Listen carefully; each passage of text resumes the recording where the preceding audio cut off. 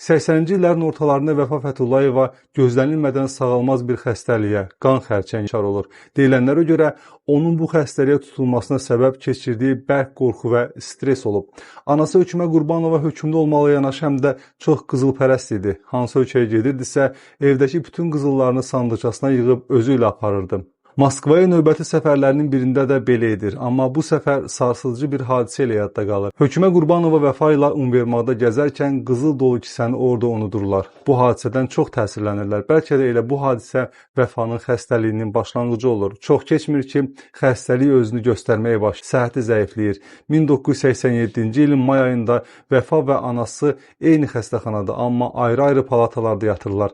Hökümə xanım da həmin ərəfədə xərçəng xəstəliyinə müalicə alır. Vəfa mayın 21-də dünyasını dəyişir.